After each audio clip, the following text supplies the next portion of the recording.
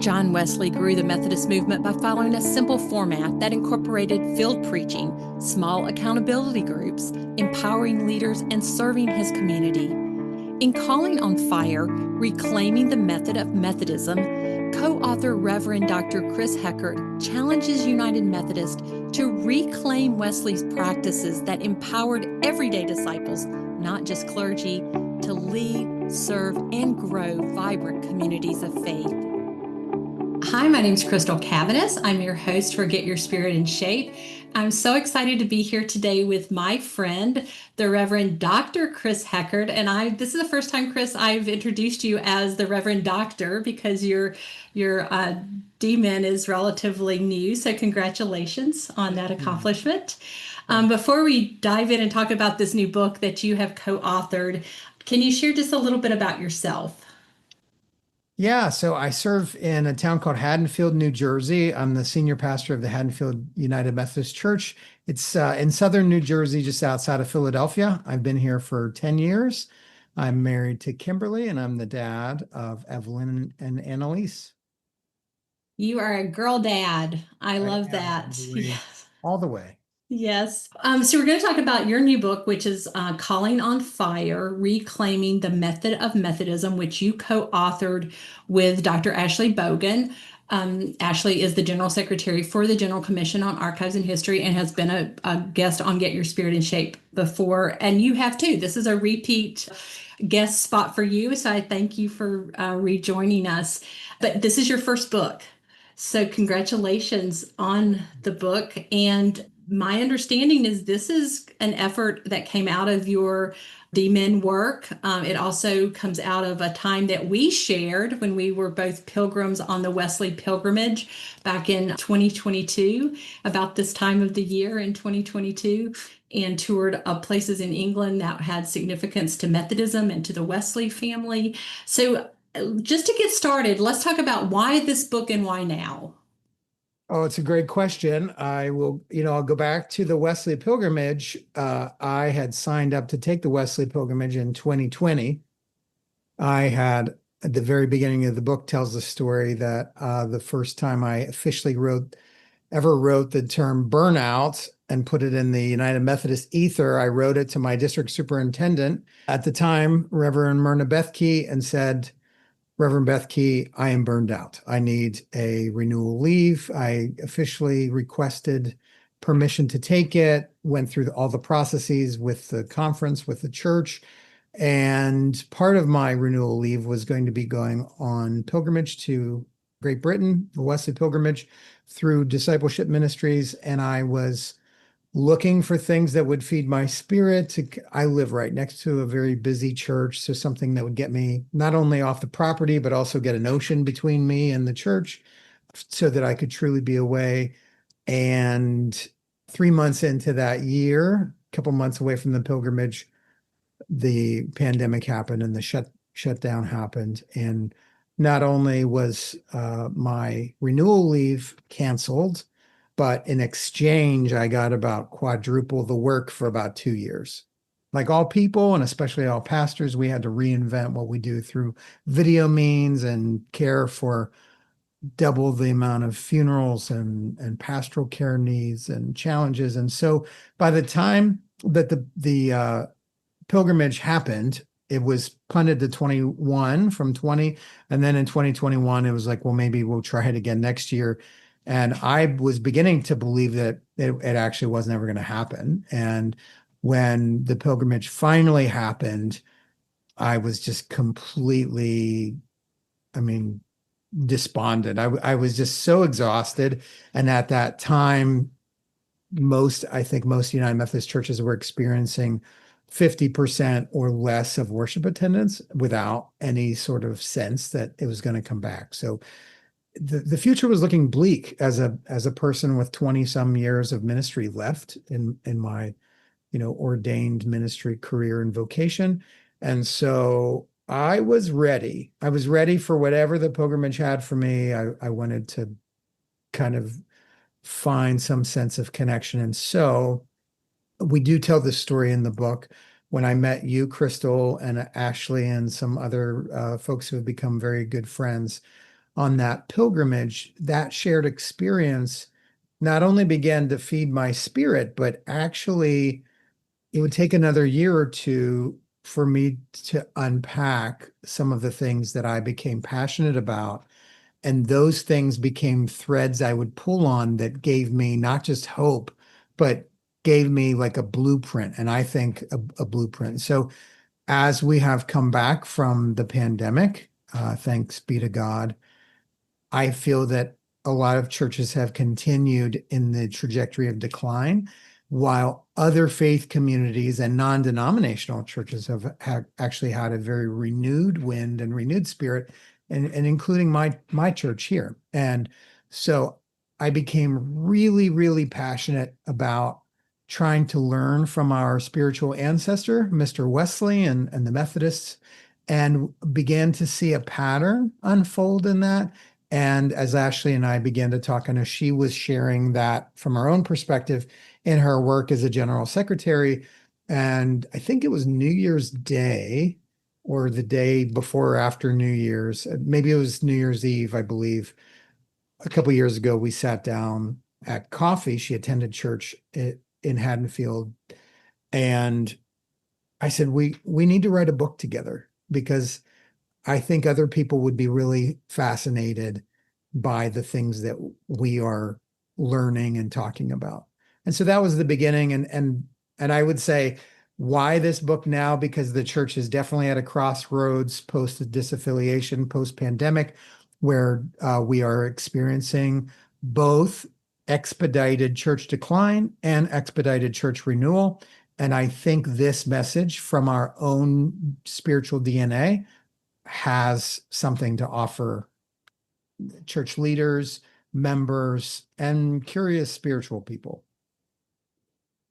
Chris, I love hearing you talk about the book, and I love hearing, I was kind of a little bit of a fly on the wall as this was all coming together because I was hearing Ashley talk about it, and I was hearing you talk about it from time to time. And I'll tell you, as we were just sitting here having this conversation, it occurs to me that in 3 years, you went from a person that when I first met you and you just used the word despondent, I would just, also add you seemed so weary, disillusioned with what your future was in the church. But 3 years later, now you've have your your doctorate in ministry. You've done this research. Your church is thriving. You've written a book about it. I mean, what a transformation, a personal transformation for you. And I'm just really excited that's what's happened for you. And now you're sharing that with other people. The book is kind of a framework or a take, if you will, on the Wesleyan quadrilateral, which is unique to Methodism and encompasses scripture, tradition, reason, and experience as a way to live out your faith. My experience has been as a lifelong United Methodist that there are a lot of people who hear that Wesleyan quadrilateral, but not really sure what it means. So I don't want to spend a lot of time on it, but can you just give us a really quick one-on-one on that? And then we'll move into this new method called the Practical Wesleyan Quadrilateral that the book that you and Ashley wrote it outlines. Yeah, I've served on the Board of Ordained Ministry in Greater New Jersey for a number of years, and for 12 years, and now I'm back on after having been off. And I feel like the Wesleyan quadrilateral is the get out of jail free card when you're in a theology interview. What's your Wesleyan theology? And to break that out feels like it's the basic building blocks of theology leading back to John and Charles Wesley. The reality is that that term and its ingredients really came into being in around 1968 when the United Methodist Church was born. Theologian and church leader Albert Outler coined the phrase, and it became a part of our book of discipline. It became a part of our theological teaching. And I actually love the verbs that Outler used, which is the core of the Christian life is revealed in scripture, illumined by tradition, vivified in experience, and confirmed in reason. I love those, because they're not even sides of a square. Scripture is a bit primary for Wesley. Jesus was revealed in the scripture, but then illumined vivified, which is my favorite verb there, and confirmed. The reality is that while we say this is something that makes us uniquely Methodist, A, John Wesley didn't use it, but B, lots of denominations believe in all those things. A lot of Christian traditions believe in scripture and experience and tradition and reason. And so it's not necessarily as unique as I think often we say that it is. The other thing is that our the name of our movement that we get our name from is not the Thinkists. So that's all about thinking, right? You think about scripture, you believe, you read, you comprehend, and you have knowledge about experience, reason, and tradition. But we are the Methodists. And that quadrilateral, while it is helpful to kind of round out our approach, that we're not necessarily literalist without applying those other elements, tradition, experience, and reason, but it does not give the methodology for how faith exploded in the little British Isles and then spread all around the world, even till today. And so when I don't want to jump ahead of where we are in the conversation, but when I began to share with Ashley some of the movement that we were seeing, we were talking about theories and what we might talk about in a book. She started to give speeches on what she calls vitality. And she now has a book on vitality, and it kind of began in the same place where John Wesley says in his journal, April 2nd, 1739, around about 4 o'clock in the afternoon, I submitted to be more vile. And that was, of course, about preaching in the fields. And so Ashley began to speak to councils of bishops and annual conferences about we are in a moment where we need to submit to be more vile. And so I was reading about that and researching that, and as was she, but then I began to see that it wasn't just for the sake of being vile. It was connected to something else. And so I began to see what I would call an actual methodology. So once we realized there were four elements to this methodology, four movements, Ashley said, do you mean to say this is a quadrilateral? Not to replace, but to go alongside of this other part of our tradition. And one is theological, and this is much more practical. I do love that it has that. I mean, it does feel like just a continuation, maybe the next phase of what our denomination can look like. So let's go into that. We're not going to be able to dive deeply, and that's why people need to get the book. And we'll link to how you get that through Cokesbury. It's out. Well, by the time this podcast comes out, it will have been out about a week. And so you can definitely get this for the how-tos, honestly, the step-by-step ways, which I love that that's included. But we have field preaching, micro communities, social engagement, and leadership activation. And we'll start at the top. Let's go with field preaching. Outside the church building, well, we've got to open those doors and we've got to walk out. That's how I read it. But you wrote about it and you came up with it. What's your, how would you share that with someone briefly? So just one dot I want in the background here, I just want to connect. So while on the pilgrimage, I learned of a doctoral program through Wesley Theological Seminary in Washington, D.C. that was based out of Wesley House in Cambridge, in the UK. And Paul Chilcote, who was leading our pilgrimage, had taught at Wesley House and had been on faculty there. And so I did quickly apply for that program and began it. So a lot of the work and research that I did that fed this officially became a part of coursework. And so I wasn't just sitting around with nothing else to do. But so I was motivated for the sake of different coursework to investigate this. And as our experience in Bristol, hearing those words, we sat in the new room in Bristol and heard the words. About 4 o'clock in the afternoon, I submitted to be more vile. And Wesley's submitting to be more vile was to preach outside, which was below the station of a pastor. And, he was a proper Englishman. He was a proper Anglican priest. And his friend George Whitefield was preaching outside. And Whitefield was an orator, and he was an orator till his death. He died at preaching, I think, in New England. And he was a very, very well-known orator who convinced Ben Franklin to give money to raise money for the founding of University of Pennsylvania in Philly. And Wesley wasn't him. He wasn't as known to be an orator, but what he saw was an opportunity to do what the church was not doing, and that was to reach unreached people. So I think there are some parallels between Wesley's day and at that moment in the 1730s and now, which is that churches were half empty, if not empty, and preachers were boring. People were complaining that they were using big language, that it was inauthentic. And there was a lot of criticism by local people that churches were inaccessible, they were elitist, preachers were boring and irrelevant. And so folks weren't going to church. And there were a lot of social needs. People were poor. Over 50% of Great Britain was living below the poverty rate at that time, which was 30 pounds a year in Wesley's day. And so, what he so desperately wanted was to follow the Great Commission, which is to make disciples of Jesus Christ. And people weren't coming in. And so, he ultimately felt compelled to go where people were. And he had to get over himself, and he had to get over what was proper in order to do that. And he also fought back with criticism of a bishop in Bristol and others. And so, for John Wesley and George Whitefield, that meant literally preaching outside in a field to people who were there and who would gather.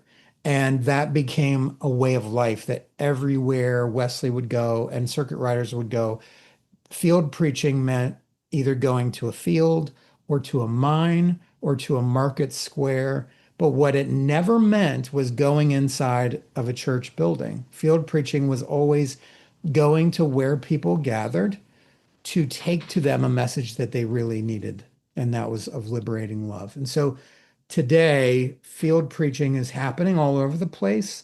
It's whether or not we can see it that way. So the primary place that field preaching is happening is online. I mean, YouTube is the second largest search engine, quickly overtaking Google. I know AI and ChatGPT are creeping in there, but there's so much content. I don't watch cable TV anymore. I don't listen to podcasts on apps anymore. I get all my content, whether it's guitar related or church related or comedy or whatever. Everything comes from YouTube and online content. And there are a million thought leaders and evangelists, corporate evangelists, spiritual evangelists. People are willing and waiting to meet others where they are in digital spaces as well as in other spaces, coffee shops, bars. I've seen people doing all kinds of creative things to meet people in new spaces. There are church plants around me that have been founded in coffee shops and schools and non-traditional places because they're not. I feel that the United Methodist Church too often sits inside a building that feels outdated, hard to heat or cool. And we say, where are all the people? Our doors are open, you know? And I imagine a cobbler, if there was a cobbler shop in my town, which there used to be, I can imagine they would sit there and say, like, hey, where are all the people? Well, people aren't going to cobblers. And so you have to meet people where they are. We do definitely go into some practical examples, but the first entree, I would say, is that podcasting, YouTube content, shorts for the purpose of getting a message out there. Remember, there were a lot of people speaking in the marketplace in Wesley's day for political reasons. The American Revolutionary War would come decades later, so there was a lot of political discourse in those market spaces. So they were crowded with messages, but Wesley joined those marketplaces for the sake of getting a deeper and what I would call a liberative message of love out there. You know, I've grew up in the church and I've seen churches do church the same way my entire life. And there might be an outreach, there might be a food pantry, there might be maybe a health day once a year, something like that. And all of that's necessary and needed. But what I'm hearing you say is to think really creatively about what that looks like. And as you said, the book really just, I mean, there were multiple, you gave the ones that are technology oriented, but you also in the book list ways that might look a little more traditional for some churches. And one of the examples I wanted to lift up because it has special meaning to Ashley and her family is beer and hymns. And that's an outreach where, like it might sound that it's not, well, the word hymns would be, give you the clue, but it's a gathering where, in a pub and you're singing hymns. And I've been a part of that, and I know you have too. And it's really, it's such a connecting space to just really, I feel like, to praise God and just celebrate, life together. So I just wanted to kind of throw that in, that there are so many different ways for us to just think about what that field preaching might look like. And I appreciated that the book definitely gives a lot. There's some fits there, I think, for most people. The other piece, the second is this micro communities. And sometimes I think that in churches, we forget about our personal relationships with one another. But one of the things you said in this, when you were talking about micro communities, was that it is not small groups. That's not what micro communities is. And it's not covenant disciple groups. Those are groups of people that we might be familiar with, how we get to know each other in Sunday schools and things like that. So talk a little bit about micro communities. Yeah, so if I can just set it up a little bit, and a phrase that we use is that this is a method, not a menu. And so I just want to caution anyone who either listens to this or reads the book and thinks like, oh yeah, we're going to do this, and that maybe this is what we need.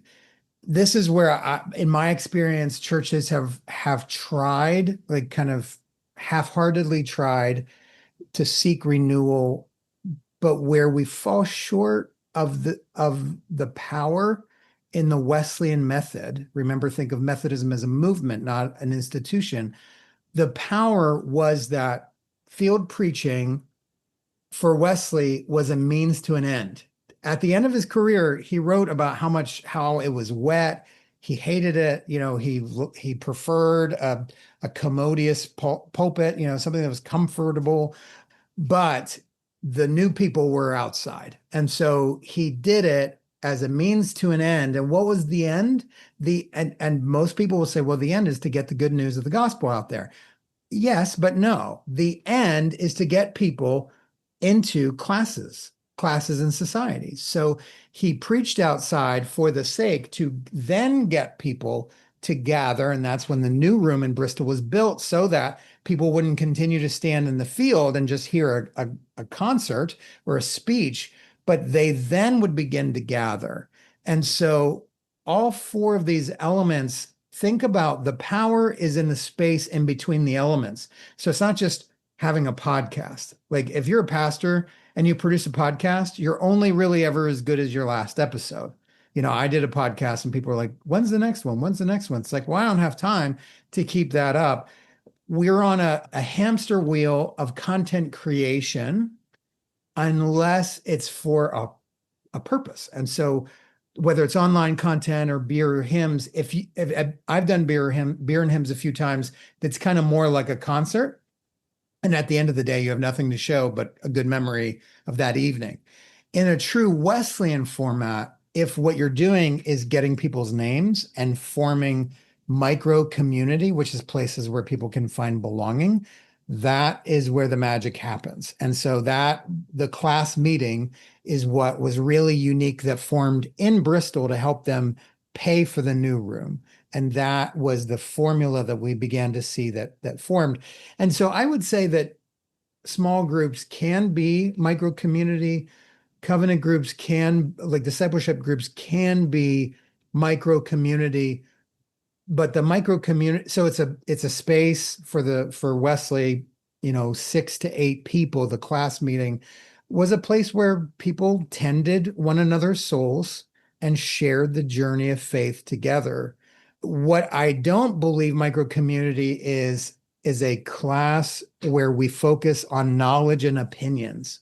And that's where I find like churches, we focus on like, okay, small group, what's the curriculum? Well, we're going to do a book study.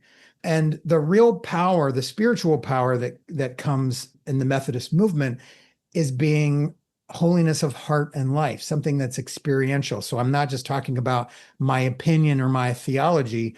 I'm actually having to share with you, how is my faith going?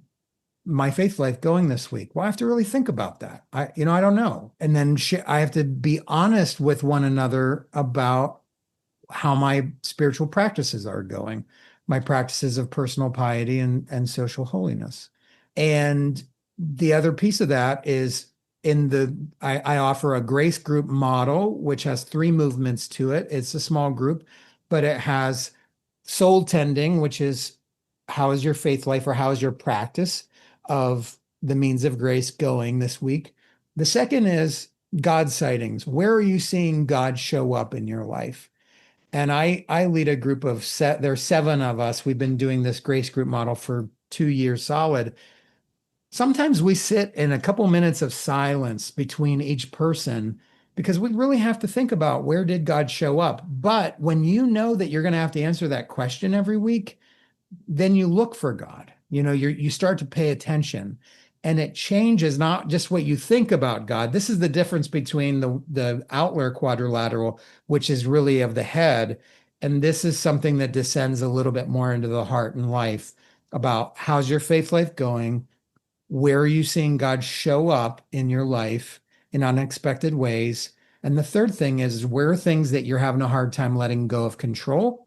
What are the challenges that you need to turn over to God this week, whether it's anxiety or fear or anger or something you're worried about?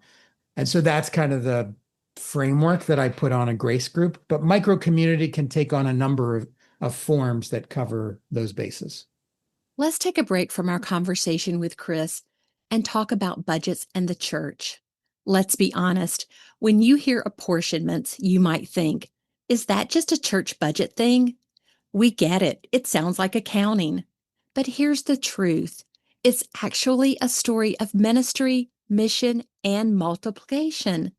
Apportioned giving is how your small offering becomes part of something much bigger. That means supporting churches in underserved communities. That means funding seminaries, hospitals, and disaster response teams. That means reaching people you may never meet, but who know God's love because of you. It's not about how much, it's about all of us showing up together. You're part of a church that is united in impact. That's a story worth sharing and a story worth being part of. It starts with you and your faithful generosity. We are the people of the United Methodist Church, and together we are united in impact. Visit resourceumc.org/united in impact to learn more.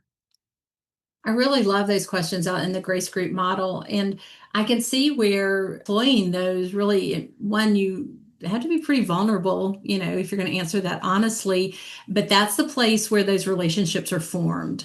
And I would think formed pretty quickly if you're, meeting on a regular basis and sharing that kind of information. So and I actually I went attended the Grace group with Ashley once when I was visiting, and walked into this room with these women that I never met before except for Ashley, and a couple hours later left and felt like I had made new friends because we had just shared on such with some really shared about our lives on a really vulnerable level, and it was a very cool experience for that.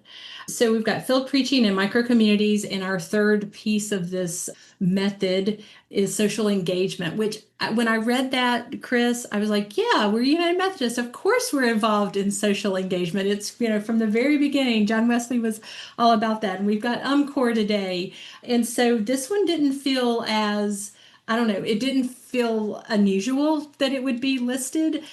But when I read the chapter about it, I appreciated that it was social engagement for the purpose of relationship building is what I got from that. Yeah. So for all of my dear colleagues and friends with a strong church background, hearing this, the temptation, I think, is to hear these three elements so far and say, yeah, that's nothing new. We have preaching, we have small groups or Sunday school, and we have mission. And the distinction that I want to draw and about how Methodism really became a viral movement of a grassroots movement that in many ways was not a colonial movement because it was not imposing curricula, etc. But instead it was a model in which people were applying the model in Scotland and Ireland and Southern England and Wales, and then in the United States, and then in the late 1800s in South Korea and really around the world and parts of Africa today. It's not three categories of church ministry. It is it's movement of spirit energy. Because what I found in the church is that you have the people who go to church for preaching, you have the people who like the classes, and you have the mission people. And as long as those are separated, they're elements of an institution. For Methodists, you meet people where they are to offer them a message of liberating love for the sake of getting them in relationships with one another to share the journey of faith.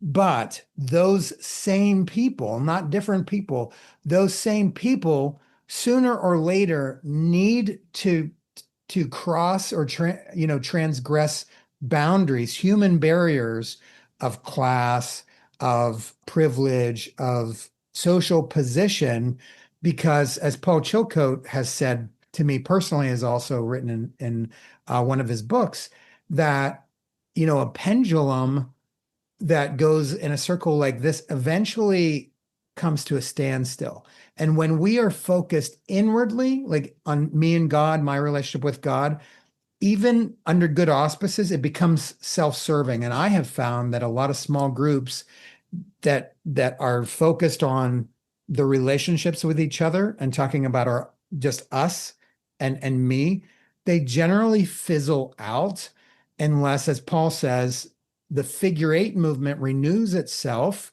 If you move inward towards God, personal piety, and then move outward into uncomfortable spaces to serve and join in relationship in solidarity outside of our comfort zones, and I would say engaging the hurts and needs around us.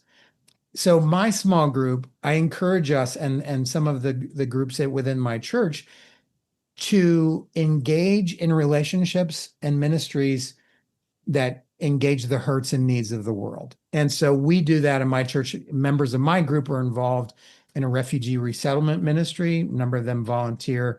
We've been a part of resettling two families. And those experiences of working across boundaries, socioeconomic and other boundaries, they challenge us, but they're means of grace, right? They're the works of mercy that we often use within the Methodist house. But Chilcote would say, we have to spin out to spin back in. So the if you're just meeting in a small group for the next 5 years, chances are you're going to end up just gazing at your own navel and looking at your own needs and your own relationships. But if you are challenging one another to meet the hurts and needs, whether that's refugee resettlement or working with partner churches or people in challenged economic areas, the chapter in social engagement goes into how I love Jörg Rieger, the theologian out of Vanderbilt. I love his terminology, works of deep solidarity instead of works of mercy, because for him, it's not a giver and a receiver, but we're mutual. We're meeting each other across human barriers, experiencing God's grace under pressure. He has a great article called Grace Under Pressure. And it's so the giver isn't superior to the receiver. And actually, in that motto, there is no giver and receiver, that those who are facing in food insecurity have as much to offer those who are not. And so when you engage in ministries and relationships and partnerships, you are mutually experiencing God's grace under pressure. So, as the third part of this thing, field preaching, micro community, social engagement, that's where faith is deepened to move us beyond self and selfish faith. Would you say, Chris, as we get ready to talk about number four, would you say there's really no, I mean, it's very circular, right? Like there's Mhm. no first, second, third, fourth. You don't start here. It's kind of all going on, at the same time, Yeah. and so in the book, the fourth piece of this is leadership activation, and you kind of maintain that this is the piece that might get overlooked, that churches may not be doing this leadership activation. And you talk about how Wesley, the book talks about how Wesley really just sought to find a person's gifts, which again feels like relationship building. You're learning more about the people that you're here in church with. So I'd love for you to talk about what that looks like, and what has that looked like as your church has employed the practical quad. There is a beautiful piece, I believe it was a letter that John Wesley wrote called, we call it a plain account of the people called Methodist. And it was written to a doctor who was inquiring of him, hey, Father John, who I hear about these Methodists, who are they? And it is a long letter, and the language is thick. It's 18th century British English. But there's a beauty of it because Wesley says, we did this, and then we found this need. And then so we asked these people. And then we realized that, then we realized that people didn't have any health benefits and they couldn't get medical care. So we sent them to doctors, but the doctors wouldn't see them because they didn't have the means. And so we studied apothecary and holistic medicine. And then we didn't have a place to get ingredients. So we grew our own ingredients. And then we didn't have a place to dispense the ingredients. And so we used the new room and we used this meeting space. And then we found that people coming for those needs, their kids didn't know how to read. And so we decided to, and it was just like literally one thing to the next to the next. And then we created societies and we realized that we needed leaders for those groups. And then we needed someone to manage the books. And then we needed someone to manage the managers of the books. And then we had widows who couldn't afford a place to live. So we bought a house. And then we had more than one widow. So that then we created a couple houses. And then we realized there were orphans.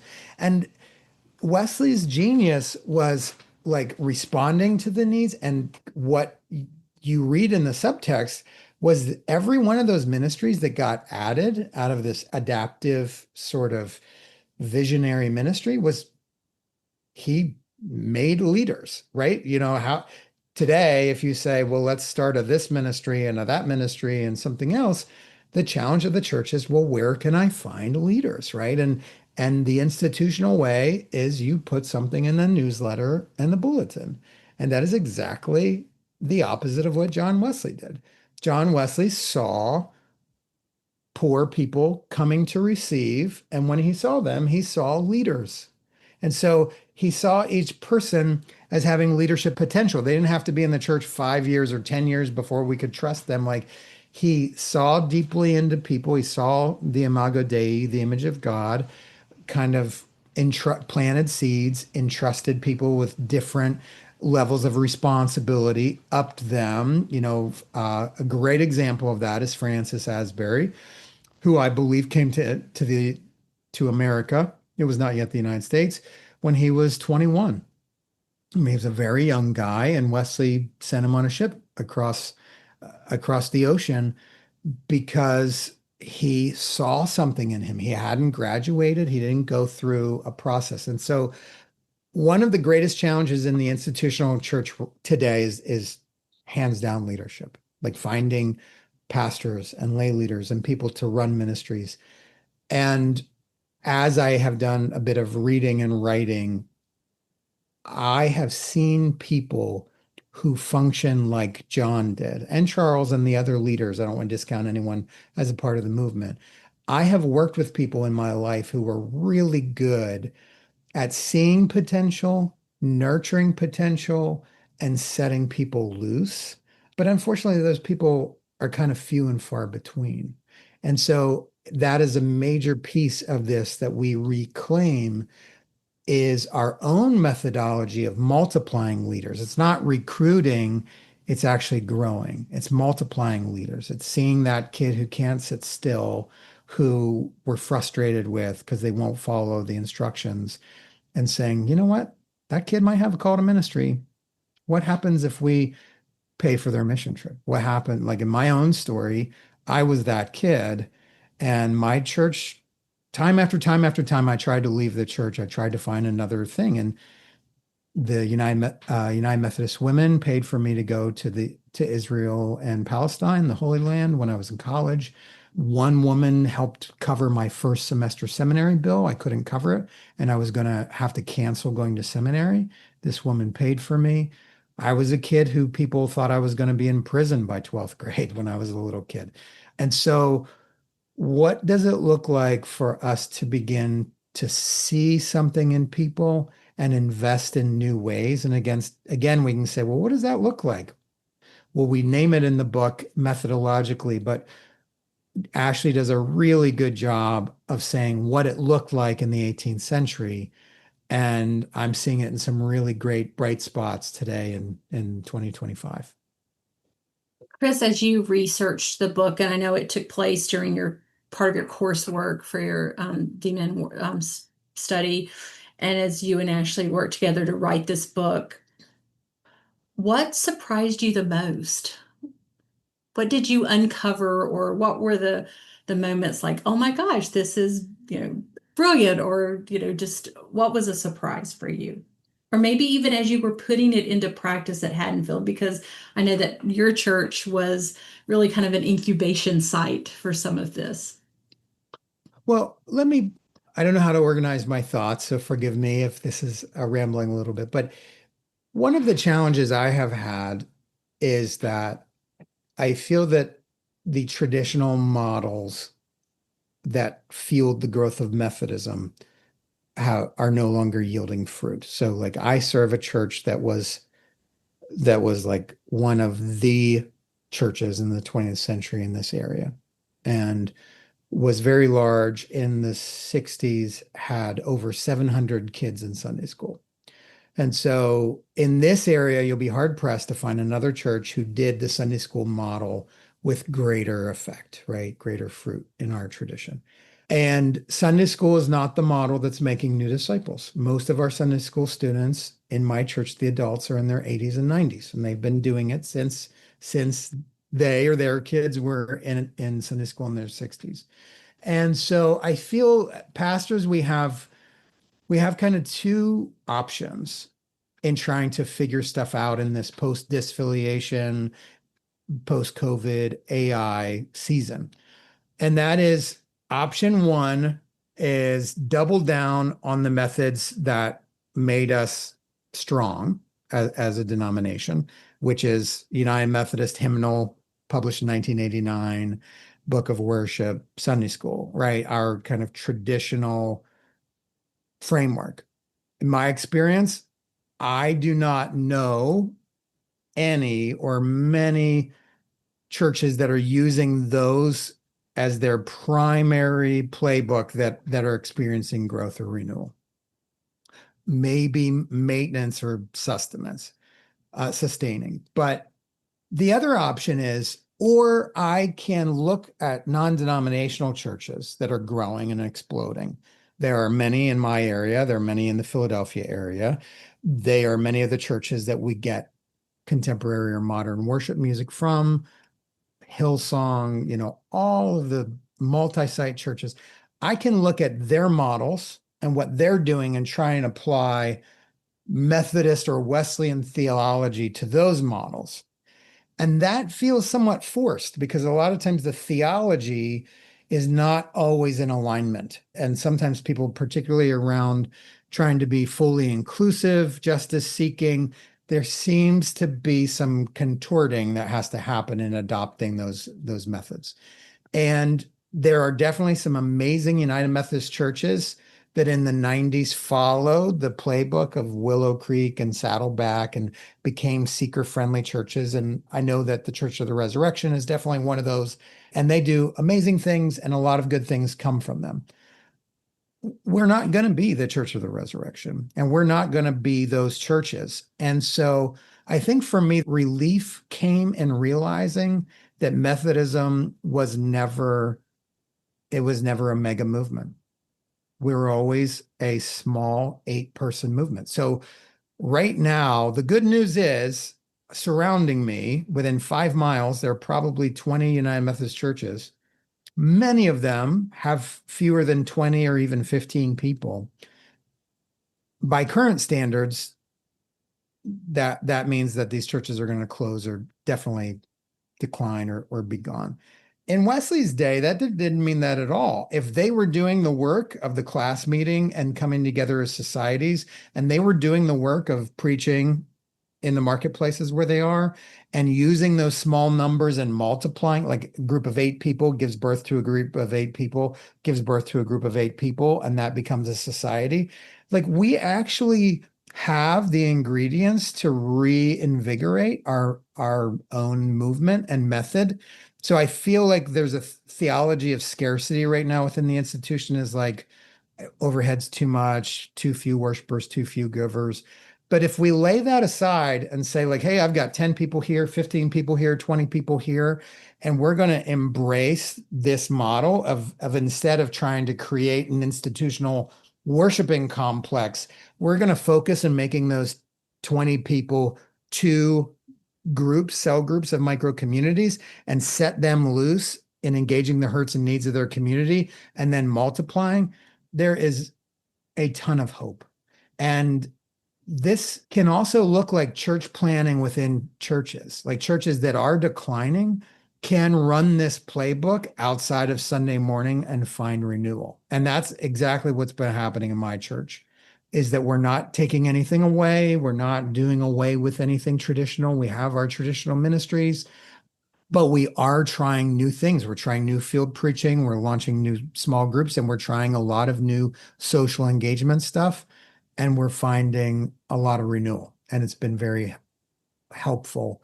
The last thing I would add to that is that the one surprising thing to me that I realized in my research is that this methodology, this fourfold kind of circle, the energy in between these 4 movements is kind of what non-denominational churches are using in a lot of our urban areas. There's a church called City Light Church that started in Omaha, Nebraska, and they are now in Philadelphia, and they have multiplied quite a bit. And they started with a few house groups that were doing, ministry with those experiencing homelessness. And they got mainly young people in their 20s and 30s to join small groups, and then got those small groups to engage the social needs of their cities. Like worship wasn't the first thing they did. Worship was like 5th or 6th. And so the Wesleyan model is being used today by non-Methodists and Wesleyans. And so I think what better time for us to reclaim our own methodology, and most importantly, to be faithful to what God is doing in the world and wants to do through us. I love that. Thank you, Chris. And there is so much hope as you would talk about it. There's a lot of hope there. I have just a couple more questions as we finish up. But so a lot of what you talked about really is focused on church to, a message to church leaders and to people, who are overseeing maybe, programs or leading, leading the strategy of a church. But I'm curious, what has this work done for you personally as just a follower of Christ? One, I will say it took the pressure off. And I think one of the sources of burnout that I was feeling before the pandemic was that and I think a lot of clergy may be able to resonate with this, is that we can too easily feel responsible for church decline and death. Like maybe had we done something else or preached better or whatever it is. And for me, what I realize is that I don't have to save an institution to be faithful to my calling. That even if some institutions close or even die, like established churches, the call is to be faithful to the call. And it honestly can happen. It can happen by lay people. It could happen if I had to be bivocational. I could lead a church from my home. I mean, I could lead a community from my home. It could look a whole lot of ways. And so, number one, I'm very blessed in the church I serve here in Haddonfield. I love the congregation, and and God willing, will continue to thrive and be a place that lives out the gospel here in this place.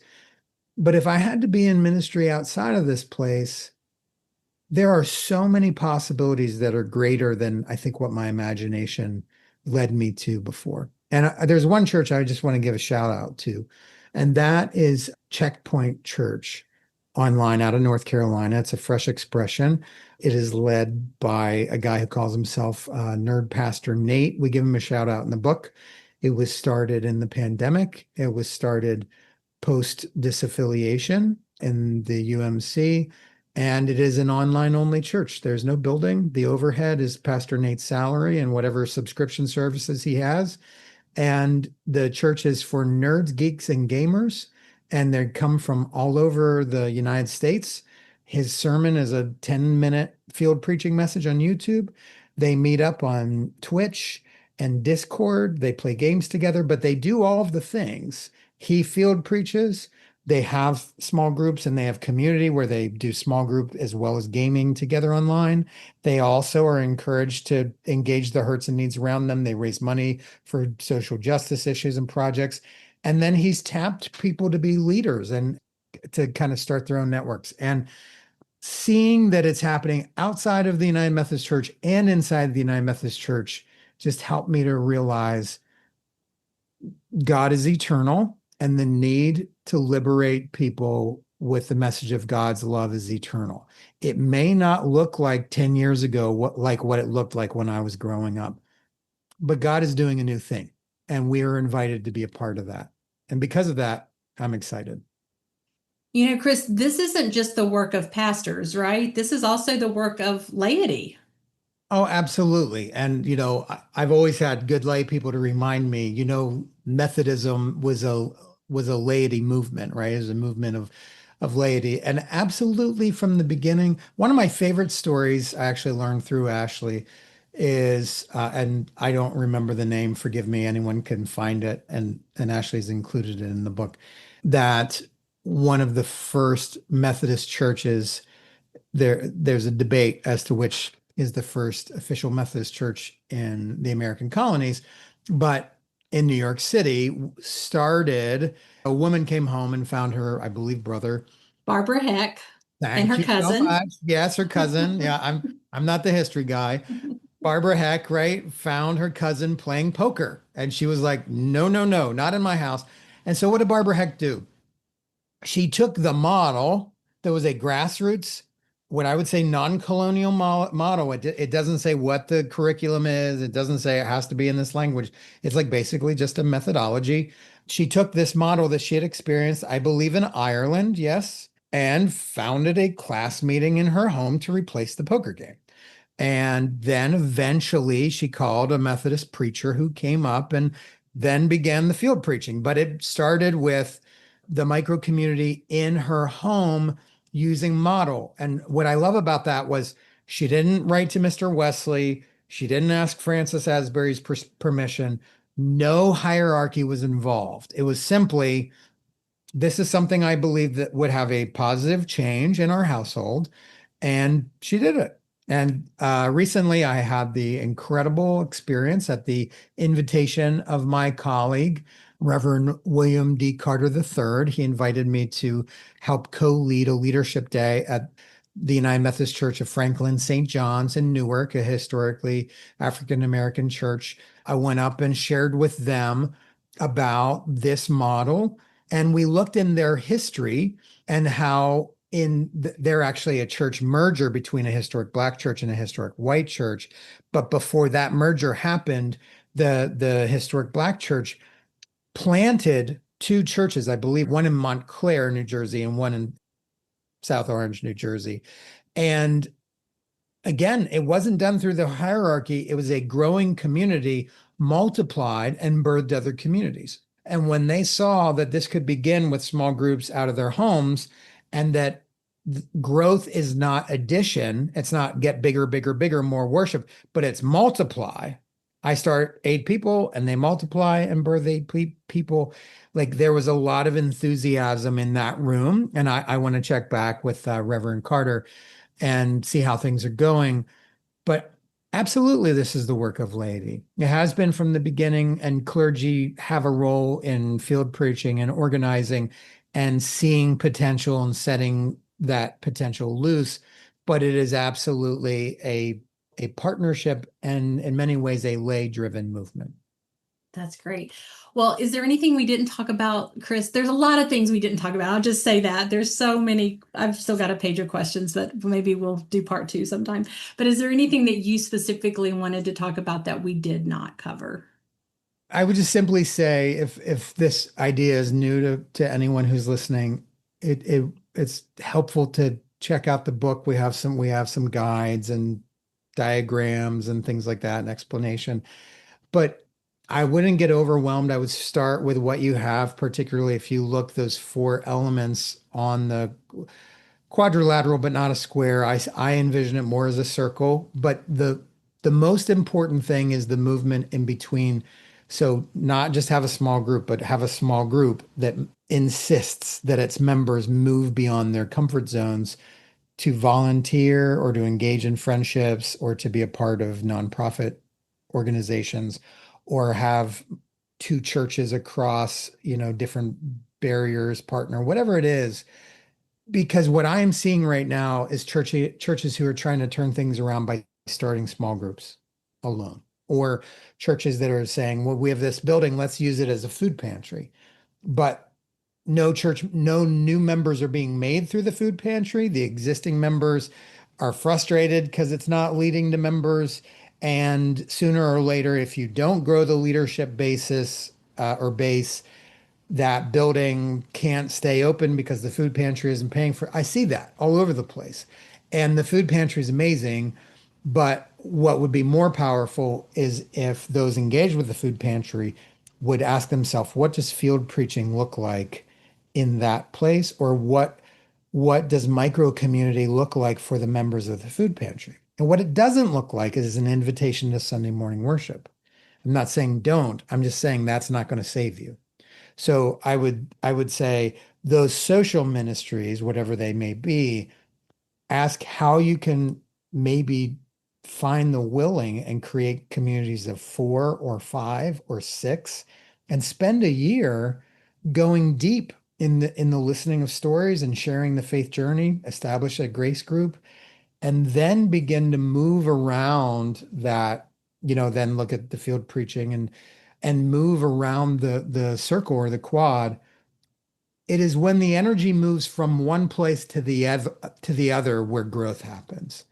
Just cranking out episodes of a podcast on theology is not changing people's lives. And just getting a small group where I complain about my week is also not changing my life.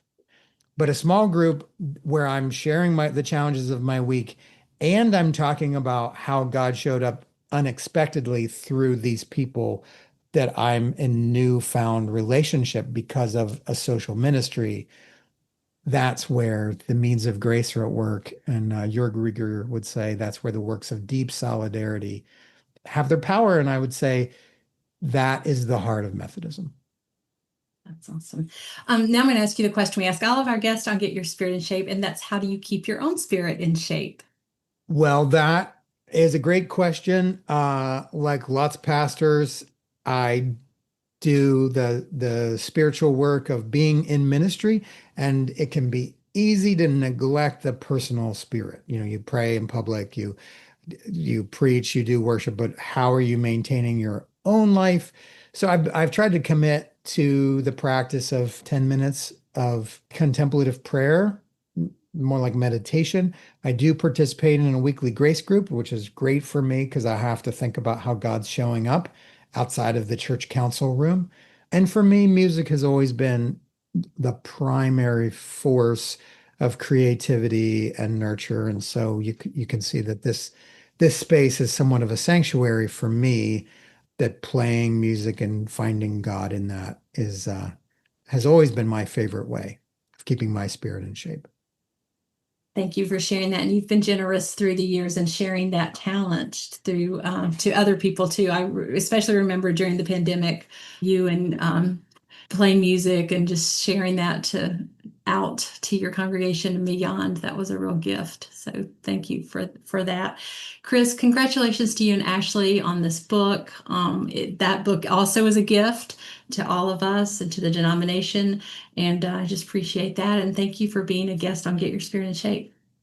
Thank you so much. The last thing I want to say, Crystal, is for me, I think the work begins now as the book gets out there. I want to start to have conversations with church leaders and lay leaders and people around the connection to see what this is looking like for them. So I'm excited not just for people to read the book, but I now want to engage in ministries of listening and conversation to see how we might engage this work more deeply. So thanks for helping us to get started.